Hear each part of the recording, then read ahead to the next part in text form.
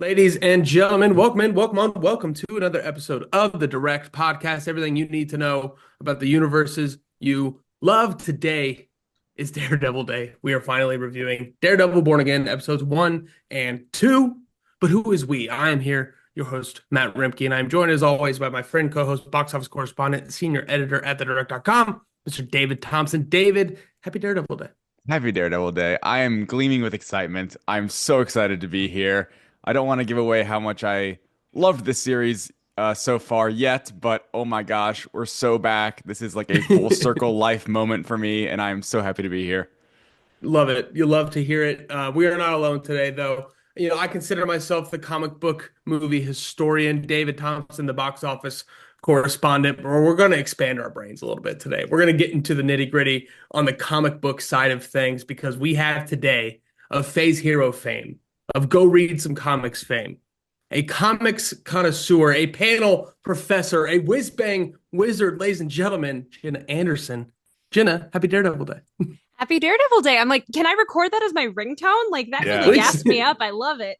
Love it. Yeah. Whiz Bang Wizard. Get the merch going for that. That sounds awesome. Absolutely. Not here. I thought about today. And Jenna, and for anybody who doesn't know, Jenna is listening to this podcast. One, what a wild turd you've taken to find us.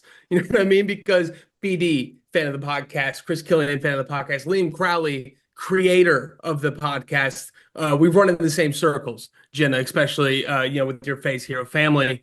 And for anyone who doesn't know Jenna, just know she is the best part of like comic book Twitter because like this movie is very much like comic book movie Twitter. But Jenna, as a comic book fan and expert, she does not think if you don't read comic books, you can't like comic book movies, which is my least favorite part of comic book Twitter. But Jenna is the bright side. Jenna is the big brain we're bringing on today. Jenna, how excited have you been for Daredevil Born Again? Coming back, the big wait. This has obviously been the most anticipated MCU project this decade, I think. And now that it's here, now that we're finally at this moment, how does it feel? What are the vibes? As someone who loved the Netflix show, who like I remember staying up late, like binging all 13 episodes and then remembering nothing that happened outside of like a hallway fight and like two other big scenes each season. I'm it's still amazing that we're even here and that the fandom around it was so relatively positive and relatively like non-toxic about wanting their thing to come back. It's a miracle that they kind of got exactly what they wanted with some caveats. I don't know about most anticipated of the decade for me because Fantastic Four is right around the corner, and I will never Sure. I will never shut up about that movie. I think it is going to be unbelievable. But I think on the TV side, like this has felt really big. This has felt like a moment, and these first two episodes like definitely delivered on that front. Like it's just wild to be here. Yeah, it's really like the bright side of the whole Snyder thing a little bit. You know what I mean? Yeah. Like it's got a similar vibe, but this just feels good. This feels right, and I'm pumped. David, I mean, you said the other day this is a core thing of your life is Daredevil, and it's finally here. We've seen the first two episodes, and we're about to dive into it. But let's just check the hype levels. Is it still as high as it's ever been? It's as high. It might even be higher. I think there's a lot of bold choices this series has made so far. I think it's clear after two episodes what the point of the show is, what Born Again means, what it's going to mean, and I'm into it. Like I've seen some immediate you were just mentioning Matt the dark side of Twitter when it comes to comic book movie discussions of like, oh, it's not the Netflix series. No, it's not, right? And like that's Mm-mm. okay. But it has in my opinion, what it is, it has a great through line connection between the Netflix series and this. And to me, my one of the biggest takeaways is that I understand like it's not a reboot at all. Like in terms of canonically, it's not. It's a reboot though of a series. Like we are getting a new show that has the ghosts of the Netflix series, but it is going to be its own thing. There's new characters, and I'm really into it. Like I was nervous, quite frankly, in the first 30 minutes of the first episode. Like, all right, like please, please, please let me be invested in these new characters. And by the end of episode two, I was in. Obviously, some of our top performers leading the series still was just kind of like it just expands the ceiling of what this show can be by a million. But yeah, man, as a long term OG Netflix Daredevil fan, it's definitely living up to my hype. That's great to hear because as a new G, Daredevil Netflix fan that did a rewatch since the cancellation. I'm also very excited. This is gonna be fun. Let's dive into it. Daredevil Born Again episodes 1 and 2. Your starting lineup: Charlie Cox as Matt Murdock, Vincent D'Onofrio as Wilson Fisk, Deborah Ann Wool as Karen Page, Elvin Henson as Foggy, Nelson Wilson Benthel as Benjamin Dex Poindexter, Ayet Zarir as Vanessa Fisk, Kamar De Los Reyes as Hector Ayala. I didn't say that right. There's no shot, right? There's no chance I got that right. I'm Don't very know. sorry. Margarita Livieva as Heather Glenn, Nikki M. James as Kirsten McDuffie, Jinya Walton as BB Urich, Artsy Froshman as Buck Cashman, Michael Gandolfini, shout out, as Daniel Blake, Clark Yeah. Johnson as Sherry, and Hunter Doohan as a kid that we should definitely keep our eyes on because he's up to some no good. I know that for a fact. Let's get into it. The first down of this review. Let's start it off. Opening drive, Jenna Anderson. Overall thoughts, Daredevil Born Again episodes 1 and 2. I think going off of what David was just saying, like it is definitely not the same show. Like it's really interesting to see, like even just thematically and just artistically, like how they try to emulate what they did on Netflix while also doing something so new in the process. I personally liked episode 2 a little bit more than episode 1. I feel like episode 1 kind of was losing a little bit of narrative steam here and there. As much as it was taking big swings and doing big things, I felt like it was starting to just kind of like peter out a little bit. But then episode Mhm. 2 really like locked into place of here's the format of the show, here's like what you are expecting from these characters. And even then there's some great scenes in episode 1. But like it just was a really interesting premiere. It made me glad that they put out both episodes at the same time, even though it was basically like a 2-hour movie to sit and watch all of these last night. But it was like a really, really big swing to definitely come out and do it the way that they did.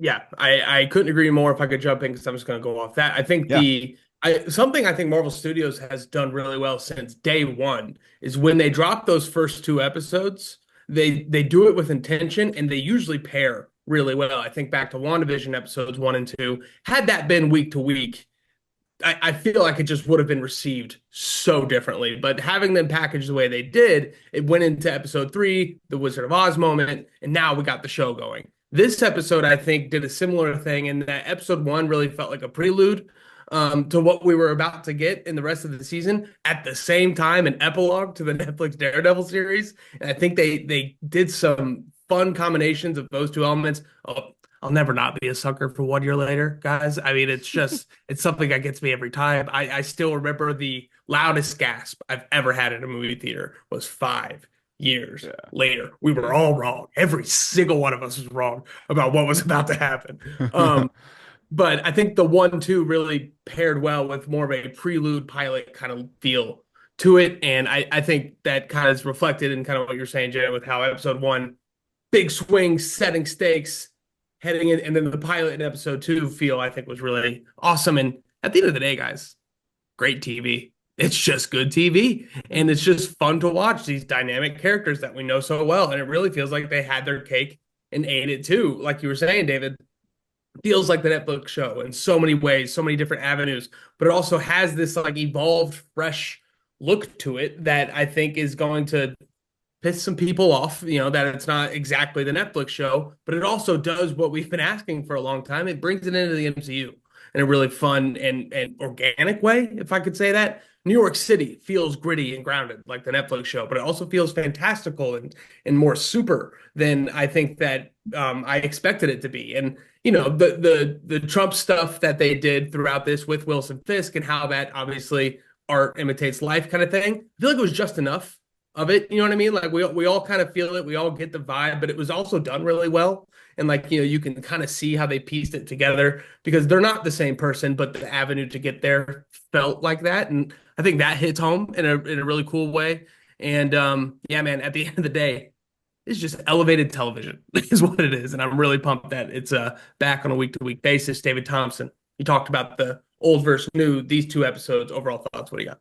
Yeah, I thought it was really interesting to see kind of like what they took from the Netflix series. Like for instance, just the way that Matt hears, his heightened senses, because that is something I was really nervous about going in, because that is such like a classic element to that original series, and it's always so cool. But holy shit, from the very jump, better than it's ever been, quite frankly. Like amazing, some of the best Daredevil action we've gotten right off the jump. I agree though, episode 1 was it felt very Frankenstein-y to me. It's like, oh, here's this Yeah. and that, and this and this and that. And it's like, what is happening? Like it was a whirlwind, but they got there. And then episode 2 kind of more is that pilot where we get the new characters, right? Like we get more of Kristen and Cherry and BB, who has a really cool connection. And that scene was freaking awesome. Michael Gandolfini's character, who I think is going to be like a really, really sneaky, great character. Like What a I'm delight. already a fan favorite, but you know that's gonna go sour really quick, and Yeah. I'm so excited about it. Yeah. So yeah, like to not, I don't want to repeat anything you guys have already said. So like for me, like general overall thoughts on these first 2 episodes is like, wow, I really understand the purpose of this show and the direction they're Mhm. heading, and that's really what I wanted to see. And like you mentioned, it's the crossover of getting the Netflix show kind of up to speed plus the MCU.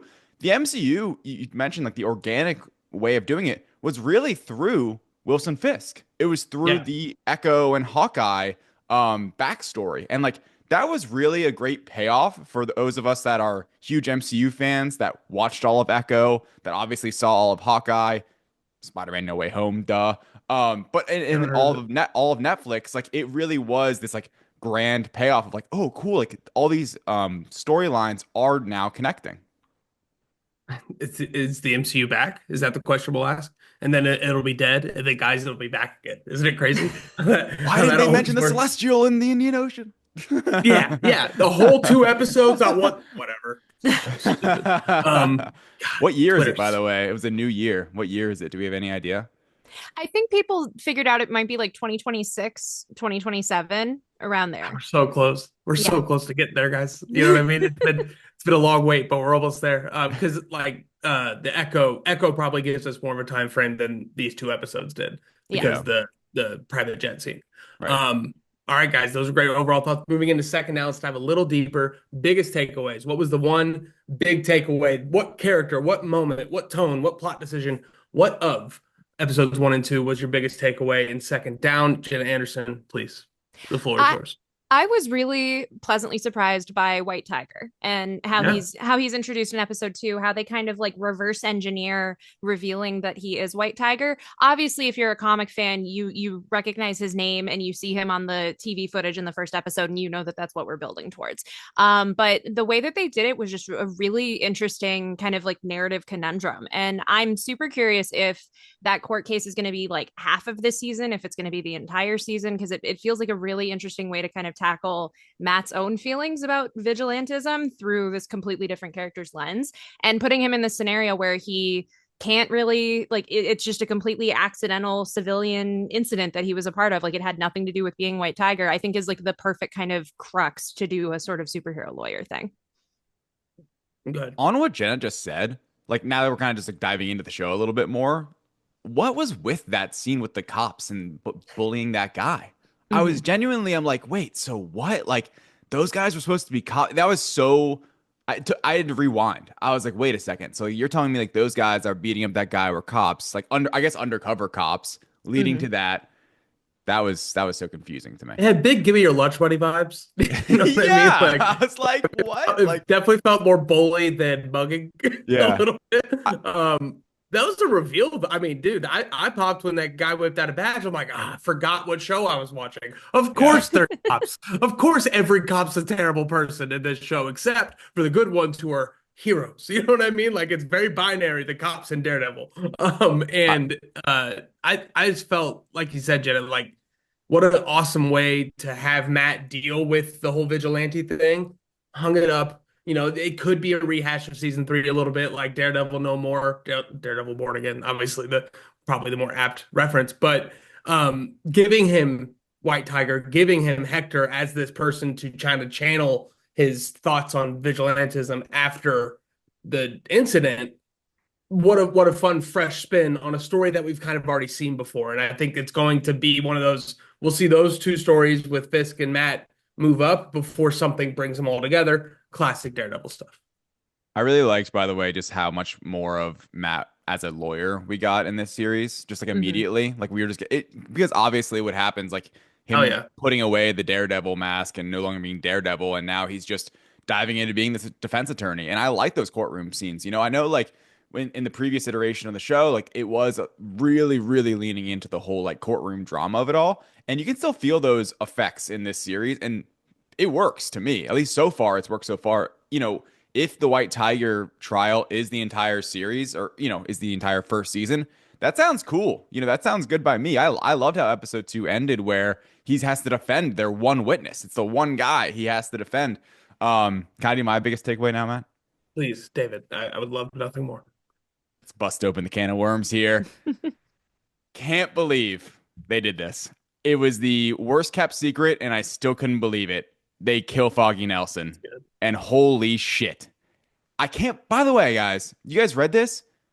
It was going to be off screen initially. It was just going to be Screen Rant. I think it might have been Liam got that quote. Of course it was. Yeah. And he was just going to be off-screen death before the series takes place. And I think the series was then going to take place, like begin basically when it's 1 year later, quote unquote. That would have been a disaster. That would have really made me upset as a Netflix Daredevil fan. I would have been pissed. I would have come on here and been like, what the hell, man? But what they actually ended up doing, and the fact that it was, like I mentioned earlier, an incredible action sequence of Daredevil, him hearing Foggy's heartbeat as he's fighting Dex. Dex just being this demented, twisted character we all know and don't love. The best. It was perfect. I mean, it genuinely, it was like, and it was heartfelt. Having just been me and Matt, just rewatching the Netflix series, heartbreaking. Seeing them all walking down, being in Josie's bar, all these just like immediate. It was the perfect way to rope in the hearts of Netflix Daredevil fans and then just crush it immediately, genuinely. Where I mean, boom, you just hear the shot and bang, Foggy's down. And obviously, the biggest takeaway of all of that is what that means now for Matt. That they always had the plan to kill Foggy and what that was going to mean, how that's going to push this character forward. And the fact that he pushes Dex off the roof, major deal, like massive deal. That it hit his no death, will he kill, no kill. That whole, internal struggle is really the basis of seasons 1, 2, and 3 of Daredevil. And the fact that he crosses that line, hangs up not the cape, hangs up the mask. It was great. And I think the idea, I guess, was always there.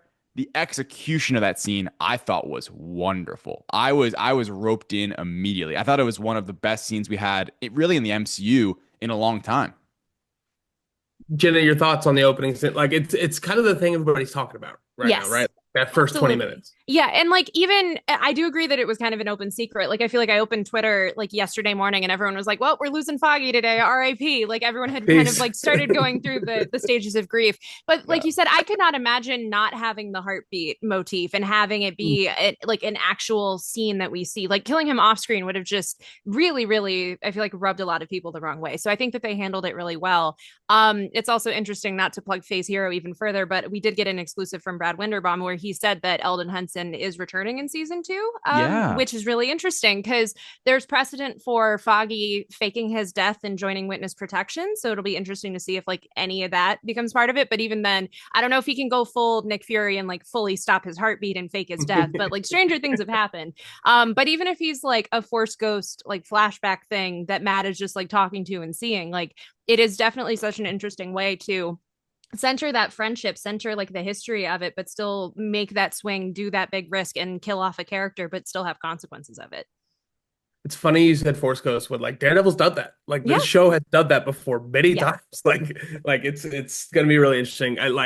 That's what it feels like. Flashback, guiding light kind of thing. It always flashes back. The series, the Netflix series is known for the flashback sequences and it being a huge part of the series. And the fact that there's time that we could catch up with Foggy and Karen and Matt in those years. So season 2, especially knowing that they're going to be back for season 2, very interesting. I'm also curious your guys' thoughts on, is Karen even going to come back this season? It almost felt like at the end of that episode, we might not see her much more.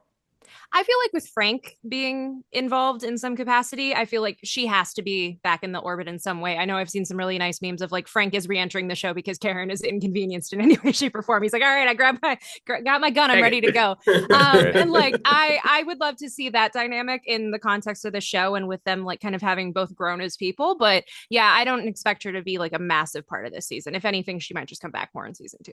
Yeah. I mean, what an all-time crier Deborah Wall is, man. Just all time. It's different every time it feels Yeah. like, but I'm also just as sad every time she cries. Dude, when the body drops behind her and she Mm-hmm. doesn't know who it is, Yeah. like that was a shot through the screen, man. Like the fact that Karen is able to have such a presence in the Foggy death with the heartbeat and everything with Matt and Foggy going on, like obviously throughout the show, just Deborah Ann Woll has dominated this character. And if we don't get more of her, it took her one scene to remind us all like she is that dude. And it's really cool to see that her get that acting moment, not even so much a character moment, even though the Matt Karen flirting scene is some of the best back and forth we've had in this whole show. That was awesome. That Friends was code. very fun. Like the three of them in the bar and Foggy's flirting. Oh no, and all that. It's always very very fun, very sexy, and it's just such a staple part of this show. Honey, they My roped biggest in take. the Netflix heart, man. They gave Yeah. us all the beats. They gave us they're in Josie's. Josie's there. We got the characters. We got Foggy on his own trying to flirt. Like, oh my gosh. They genuinely like I think it was 10 out of 10, the opening. Like if the goal was to get Foggy dead, essentially, right? Is that if that was the end goal, I think the execution of that sequence was just perfect. And to pair it with a one shot. I mean, it is Daredevil. They had a one shot. The one shot starting with a zoom, I think, is Mm-hmm. very interesting because so much Daredevil one shots are moving backwards, like Yeah. through a hallway or whatever it might be. And then the aspect ratio, so much No Way Home vibes, so much nice little trick. It's just really Amazing. great. My biggest takeaway, and we've been talking about them, and it's one of those things like it's episodes 1 and 2, so like it feels obvious, but I have to say it. Like Charlie Cox has just shown to be such a driving force. Obviously, with this show, it's Daredevil. He's the title character. I'm not breaking any news saying Charlie Cox is really good in this role, but to see what they're able to do with him, with all of these cameos between the two shows, all of this context that we've had, important or not, doesn't matter. We've seen him play this character so many different ways, and this was just another version of it. Like the fact that he does decide to push Bullseye off the roof there. Roof. He doesn't die. He doesn't technically kill him, but he tried, and that's enough.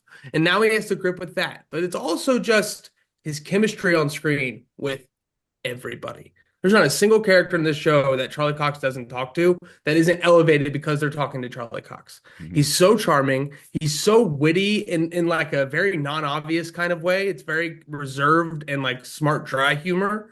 But it's charm. He's sexy in these like interesting conversational ways. You know what I mean? And he's got this suit on, and he's also so angry all the time. And I just love the way he plays off everybody. And we got to see him with the core three. Karen, Foggy, and Matt. And we got to see that like play the hits, run the things that we know you're gonna love, but then immediately transition into these new relationships, like him and Heather, great. Him and Nikki, great. Him and Cherry, awesome. Him and Hector, already amazing. Like you mentioned the courtroom scenes with Matt, and like he shines so much in the courtroom. I think he also shines in the interview room, the one with the mirror. It's got the Mm-hmm. two-way glass, Yeah. whatever that is. He shines so much in there too, being a lawyer, like going in and talking to his defendant. He's always so just amazing with that. And immediately, him and Hector, I think, are going to be a great pair. He makes the show work in big ways and little ways. It very much reminds me of the way Chris Evans kind of like ran the field with Steve Rogers. He Mm. worked with everybody. He knew when to be a supporting character. He knew when to be the biggest part of a scene. And it was never lost on me that Chris Evans is elevating everybody in the room. Charlie Cox, I think, is the closest thing we've gotten to that since Endgame, and I think it's just such a dominating presence in such a universal kind of way. Charlie Cox kicks ass, man. Like what a weirdly enough breakout performance in my opinion with him as Matt Murdock and Daredevil. He's doing it all. It's insane. It's wild to me how both Charlie Cox and Vincent D'Onofrio both are uniquely characters now in the MCU. given the opportunity to be able to understand their character more than most. Like we've had it with, you said, Chris Evans, Captain America, Robert Downey Jr. with Iron Man, Chris Hemsworth with Thor, like where you were allocated the time to be able to understand your character at that level. Like I'm pretty sure there was a quote floating around where it was Charlie Cox's idea to have the heartbeat at the beginning.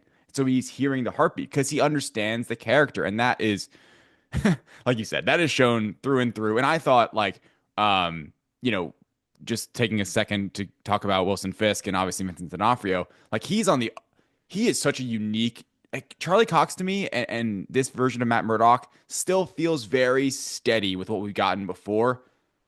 Wilson Fisk is a new, not necessarily in a positive way. He is a new, different character, I think, in many ways. And I loved how I was watching and I'm like, he's lost weight. He looks small. Think about how big he looks in Hawkeye when he comes in.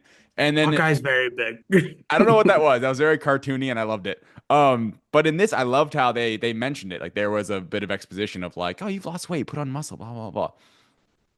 Yeah, I just think performance wise, like you said, I think even just comparing it to the other Disney Plus shows, even the absolute best of them are characters that like we've only seen in a supporting capacity and now they're being elevated to a lead, or it's an entirely new character and we're having to like figure out who they are in real time. And it feels so rare to have these characters that the portrayals and the characterization of them are just so intrinsic to the actor and they're just so baked in. And so we can really just kind of like take it and run from it like immediately. Like this feels like you said, characterization wise, all of his interactions in like episode 2 feel like something we would get by like the finale of another Disney Plus show. Like it's crazy to be at that point already. Yeah. Yeah, and it's the range of impact he has on the roster that is Daredevil Born Again. The conversation with him and Fisk, and I brought this up last week, they don't really get to talk much in the Netflix show. Like it's always them talking about each other, but they don't really get to have that. That was one of the best Fisk scenes we've gotten, and it's because he had a great competitor across the table, like going back and forth with him. Stumbled. He laughed, Wilson Fisk. He laughed a lot in that conversation. That was so eerie to watch and to see. But Matt, always right in stride. And it's all the way from Fisk down to, Jenna, you're a curly-headed queen. I married a curly-headed queen. Heather's awesome. Heather's fantastic. I love Heather. And right away, I'm like, these two are going to be a force in this show. And it happens so quickly. And that actress and that character is already fantastic. I have to imagine playing off Charlie Cox as Matt Murdock has to be the most fun ever as a love interest. And just look all the way from Fisk down to Heather, this brand new character who, could be as much of a love interest, if not so much more. It's just so cool to see Charlie Cox quarterback this whole thing. And big 100%. Fan. When you talked about like him and Karen flirting, like him and Heather flirting in episode 2 when they're at dinner and he's like, we'll take the check. Like that was just a level of charm that I like, we have so few and far between in the MCU. Like it was just so nice to see, so lovely, like right out of the gate. It's such a great callback to season 1 of the Netflix series where Foggy's always like, you always get the hot ones. And he's like, how would I even know? It's like, he's like, I know, Like, it's so great. Well, he did it again. He did it again. She is stunning. It's so many sexy people in this show. It's insane how many sexy people they're able to cram into this show. Like even Hector just stumbling down those stairs. Like, come on, dude, you're not a normal person. It's insane. Those are the biggest takeaways. Heading to third down. Let's dive. Little more moments. We talked a lot about the Foggy death, the aspect ratio. Jenna, do you have any more top plays? I tried to think of it, David. 1 second. Wait, hold on. What's the Daredevil theme? Dun dun dun dun dun dun dun dun dun. Okay. Perfect. There you go. Top plays, Jenna Anderson. What do you got?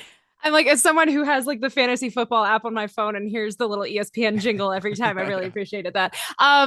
For me, like the detail that was the most surprising was the reveal of the Punisher tattoo on the cops at the end of episode 2. That whole fight at the end of the episode was incredible. Like I was holding my breath the entire time, but just having that reveal, I love the Punisher in the comics, but I've always just had to wrestle, especially over the course of like the past decade, with the way that his mantle and his symbol has really just kind of been appropriated, for lack of a better term, in the real world. And even like Jerry Conway, who co-created the character, has been very openly against a lot of that use of it. And that was never something that I imagined them tackling on this show. I always thought it was going to be a thing of like, this is a fantasy world. We're just going to have Frank Castle be who he is. Like when he's getting a new special presentation, I was like, I'm resigned myself to the fact we're not going to get that. But teasing that already makes me so excited to see once he enters the fold of the show again, once he comes back, like, is that going to be a plot point? Is that going to be something that Frank is going to have to deal with? Because I feel like he as a person is going to be so fundamentally against his symbol being used in that way. And I'm very excited to see that.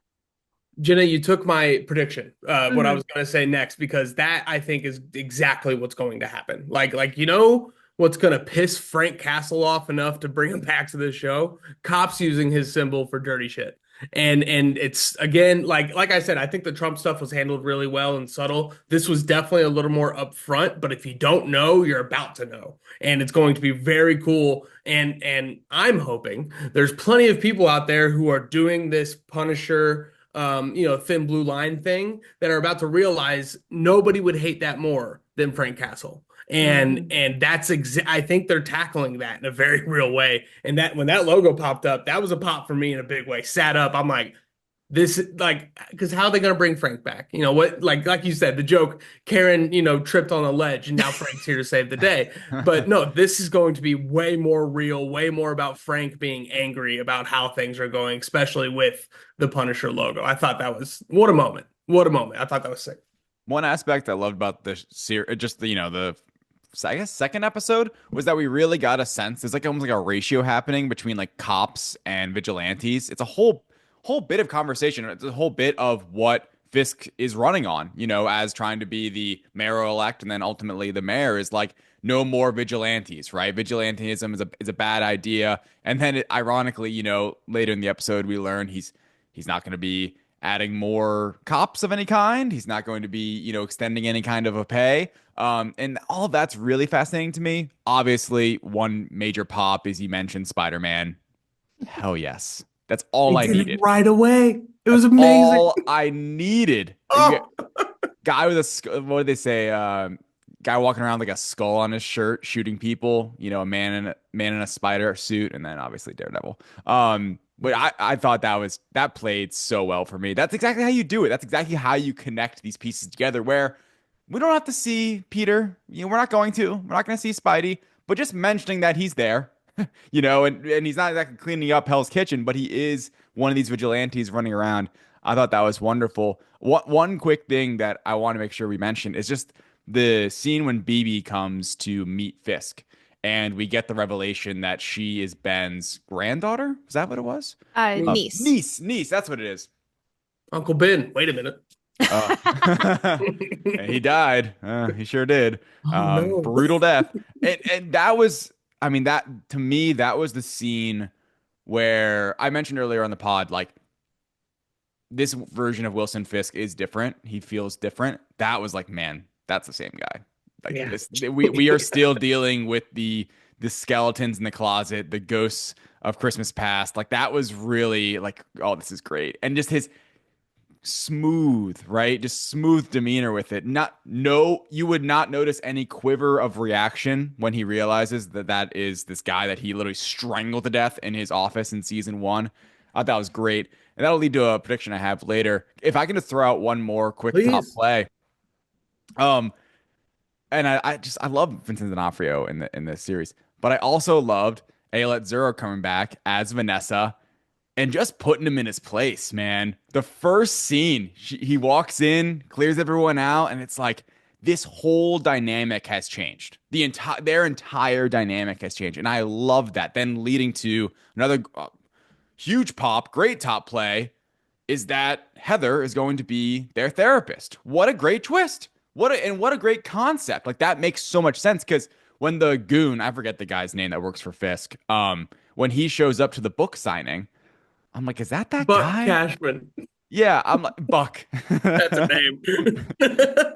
I'm like, wait a second. Why is this guy at the thing? Like, well, how does this make any sense? Is this going to be like a bad? Is this going to like go south really quick? And it's like, oh no, it actually is kind of with good intentions, right? They literally just the couple, the Fisks need a therapist. And I thought that scene played really well too, and just their disconnect. And man, what an idiot! The guy that's cheated that's with Vanessa, knowing she's married to Kingpin.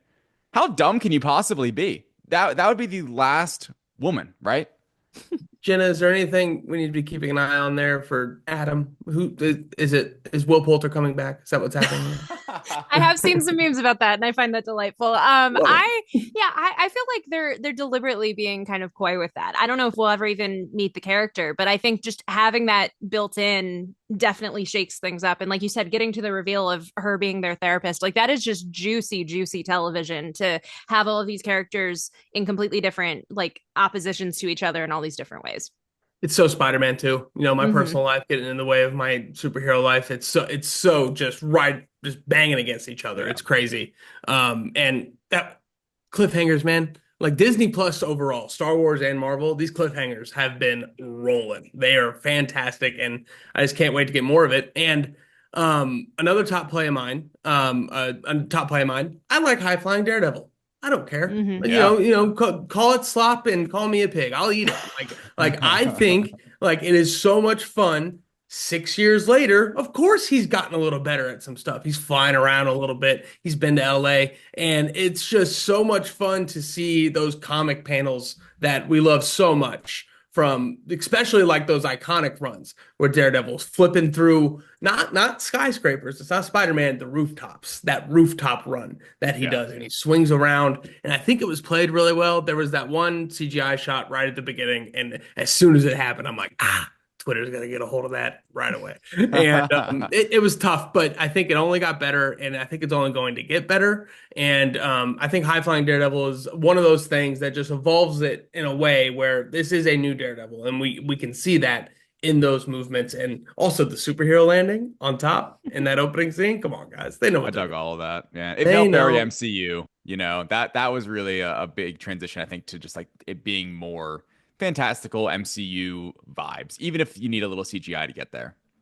One more top play I had. Karen is a journalist in San Francisco, hanging out with Eddie Brock, right? She has to be hanging out with Eddie Brock. Like, there's no way they're not working together, right? Like that's how we do it, guys. Venom comes in. That's how It's we do Tom it. Yeah. Hardy. It's through Karen. Now Spider-Man's involved. It's all Did Sony connected. sign off on that? I didn't catch that article. Yeah. How much would that bub you out, man? That would suck. That would be a tough one. Any more top plays? Any more little moments that we all love, or do we want to move on to predictions? I think that's pretty much it that I Yeah. had. Cool. Yeah, I was gonna mention just yeah, the last thing that's thrown in with the beginning with the grappling and everything, just the opening title sequence. I thought it Oh was a yeah, really great choir success. version. Yeah, Yeah. I thought. And additionally, just the music, how they handled it. It is a new version, but it is really well done. I thought it was like obviously once again like having such a deep rooted like that music takes me to a place of Daredevil. Like you kind of need that, and I think they way they utilized it and the way it's gonna be utilized when he puts the suit back on. I'm so excited for. Yeah. If it keeps up, I'm going to count the Newton brothers as a little two for two here at Marvel Yeah. Studios. Oh I mean, yes, I think their X-Men 97 score is so underrated. Like it's something we should talk about once a week, I think, as a community. And they seem to be crushing it so far. Very excited to see how this goes. Let's move on to predictions. Jenna, you took mine with the Punisher tattoo. I just feel like that's definitely going to be a thing, and it's going to really like be such a good piece of meat for the Frank Castle character to chew on. Like that's going to be huge for John Bernthal to be able to do because you know who else is probably pissed off about that stuff? John Bernthal. I bet he's Mm-hmm. not happy about it at all with his oversized beanies and his flip flops. Jenna, what predictions or wish list items do you have for the rest of this show? We're so excited that you're able to be here for the debut, episodes 1 and 2. What are you looking forward to, or what are you looking for throughout the rest of the season? I'm glad you also threw in like wish list in there because yeah, mine was going to be a little bit more like in jest of like a thing I Sure. hope to see. I want some acknowledgement of the events of She-Hulk. I want him to at Yeah. least like reference that he's been in LA, maybe reference Jen in some capacity. Like Tatiana Maslany has been very kind of coy about being in the show, and it sounds like if anything, she would probably be in season 2. So I'm not expecting her to show up, but just some acknowledgement that that happened because it feels like that corner is not as acknowledged as it was previously, and that was my favorite Disney Plus show. That is my favorite character in the MCU and in all of Marvel. So I'm like, I need people to acknowledge that she exists again. Absolutely. And again, just Matt and sexy people. Yeah. It's just more sexy people at Daredevil, man. It's insane what they're doing over there. They can't keep getting away with this. All the top people.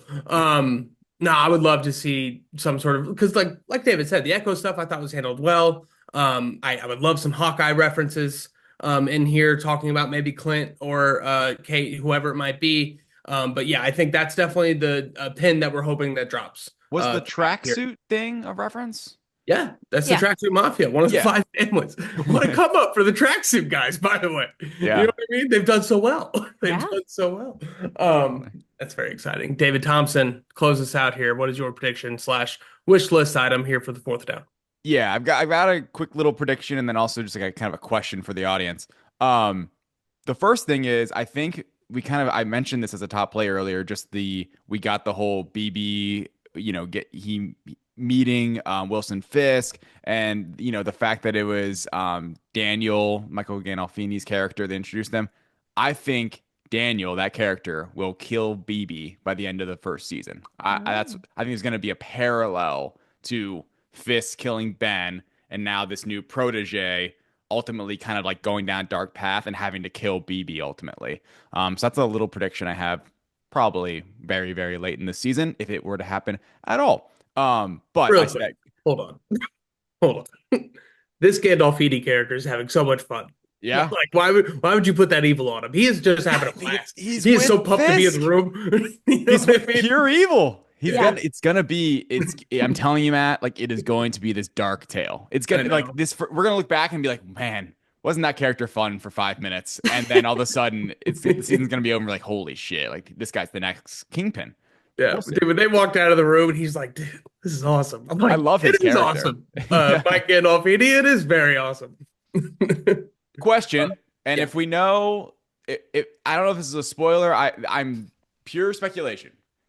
Is the kid that wanted to get his book signed, or no, wanted to have Heather as a therapist, is that supposed to be Muse, or do we I'm not? pretty sure. Okay, because that's what it gave to me. I'm like this because Muse is not acknowledged at all in these first 2 episodes, but that seems to be the guy.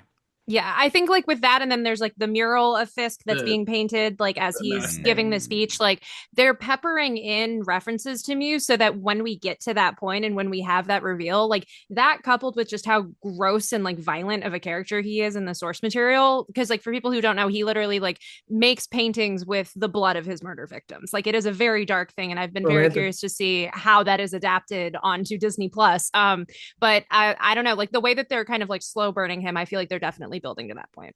I'm scared for Heather.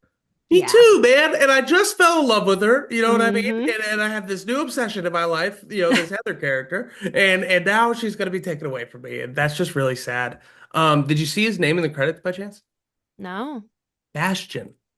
Hmm. X-Men keep winning, guys. We just get more X-Men drops time after time after time. And apparently Muse in the comics and Jenna, I'm gonna talk comics here for a second, Yeah. if you don't mind. Apparently he's Inhuman, and I think there's definitely precedent and excitement that maybe that pivots to mutant here in the MCU, which could be a interesting dynamic thing. The Inhuman mutant thing, I think is one of my favorite stories in Marvel Comics. Just kind of have the why of Inhumans and the pivot to mutants. I don't know, could be very cool, especially with just the groundwork being laid. Also, speaking of X-Men groundwork, I guess this is kind of a prediction long term.